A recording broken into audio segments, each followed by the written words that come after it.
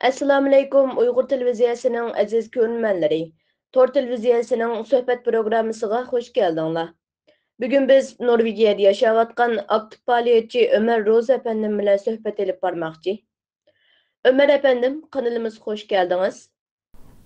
Hoş bulduk. Esselamu Aleyküm ve Rahmetullah ve Berekatuhu. Bütün dünyadaki Şarkı Türkistanlı kardeşler Allah'ın selamı rahmeti olsun. Esselamu Aleyküm ve Rahmetullah ve Berekatuhu. Tor televiziya suhbat programmamızga qadam tashrif qilganingizni qizg'in qarshi olamiz. Oldi bilan o'zingizni tunishtirib o'tsangiz. Rahmet. Ben özüm Şarkı Türkistan'ın Aksu vilayetining 90 ayisidan özüm chetele chiqqili 26 yil bo'ldi. Norvegiyaga 23 yil bo'ldi. Shu yerda diniy ishlar bilan, siyosiy ishlar bilan mashg'ul bo'lib turibman.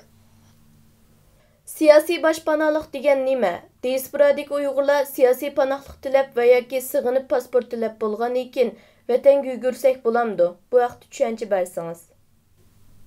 Siyasi panohlik tilash degan vatan o o'ziniki yurtida tug'ilgan yerda kindigini qantibilgan mamlakatda men yashamadim, bu yerda zulm bor, bu yerda qattiq besim bor, bizga hech bir imkoniyatimiz yo'q deb bu davlatga kelib siyosiy panohlik tilab shu Xitoyniki razilligini, Xitoyniki nacharligini, Xitoyniki faşistligini deb bu davlatdan o'tirim ilib, nupusni ilib panohlik tilab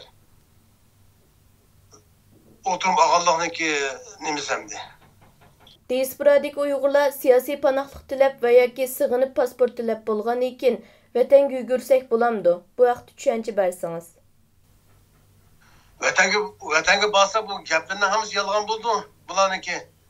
Bularniki o vatanda pasport ilib, masalan, Xitoy bilan urdi, azdi, o'ltirdi deb kelib bu yerda ig'zor qiliqdaydi, ig'zor qilgan yozdi, ham lentikaladı o gapni. En oxirisida o'tirim epilib, pasport epilib, hammasini nol qilib, meni degan gapim yolg'on deb vatanga borg'ini o butunlay o'ziniki razilligi, razil bo'ldi bu yerda. Sharmanda bo'ldi. Sizce Xitoy nima uchun bugun kun kelganda birdala chet ellardagi ba'zi bir qism Uyg'urlarni vatanga ziyoratga o'rlashtiradigan bo'lib qoldi? Vatan o'rnlashtirish sabab Xitoylarniki hozir masalan bu iqtisodiy tushib ketdi-da, iqtisodiy tushib ketgandan keyin bu Yevropa, Amerikadan Uyg'urlarni ko'zor qilib, Uyg'urlarniki zulm bo'layotganligini deb ular hamma narsani to'xtatgandan keyin Xitoylar ham Uyg'urlarni biz o'zini aqlab, Uyg'urlarga zulm yo'q, Uyg'urlarga erkinlik, nima o'zini ixtiyori vatandan chiqib vatanga kirdi deb shuni bir reklam qilish uchun o vaqtga bergan narsa u. Bu Xitoylar yana azroq o'ngshasa, yana bundan ashaddiy bo'lish mumkin. Zaten 100 shunday bo'ladi bu. Xitoy yüzsiz, vicdansız, açmaz bir millet bo'lgandan keyin bu 100 shunday qiladi. Sizce chet ellardagi vatanga ziyoratga berayotgan Uyg'urlar irqiy qirg'inchilikning ziyonkashligiga bevosita uchragan to'liqliq. Yana Xitoyning planiga nima uchun moslashadi? Bularning moslashishi sabab hamdaligi chet elga chiqqan Uyg'urlar hammasi vatanparvar emasda. Bular chiqqan Uyg'urlarning ko'plari Şinjanbaqaga rahat turmush ko'chirishga, Yevropada tayyor pul verdike, yakın mayda uy verdike, rahat yaşayotganmiz, nima qilsak ixtiyorga o bu deb chiqqan insonlar. O vatanda ezilib, zaten chet elga chiqish majbur bo'lgan inson az bo'lganligi uchun u insonni zaten hech hayotida bo'lmaydi. Zaten vatanni ozod qilish uchun, vatanni kurash qilish uchun kech-kunduz tirishayotganlar u. Bu insonlar jonbaqti inson bo'lgandan keyin shu nada jin rahat olsa, nerede bir menfaat çıksa şu ekizliğe insanlarda şunun için bulanın u yerga berib kelişi mesela endi nima deymiz Xitoyniki depok so'ynab ketib yenib kelib bu yerda buniki bir so'roq bo'lish kerak. Agar bir hukumat masalan berib kelgandan keyin asta hükümetleme sen manda va'da berganding, mandaq deganding, söz kılgandın, senin sözün nerede? Sen basan işlem kılmayken o seni. Sen o Xitayla bir nimen yokken o da o insanların bir ceza veriş mümkün. Bundaq vəziyyətdə biz qandaq qilishimiz kerak? Sözləb bergan bolsanız.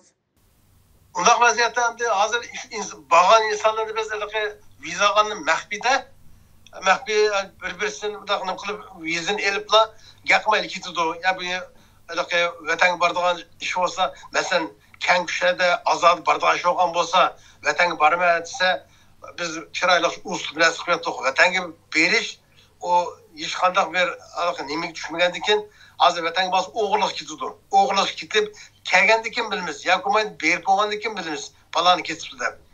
Ama kelgen vaxtında insanlarınki vicdanı bolsa, gurur bolsa şu insanınki. Şu vətənə berip 15 gün bir ay turamdı, tuqalarla körkilemdi. Kelgendikin şu Xitay kögenlerini, bilgenlerini hemmisini bir anlatsa bir yerde.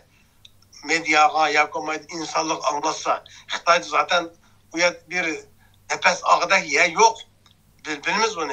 Tuqallarla basımı bazılarını anladık. Tuqalları hatta üyük basıma şintak verip bizi yakmanla, bizi izlemenla o bu da. Yani atanı o kadar mecbur hem de o balısı kelgendekin yahdiyemeydi de.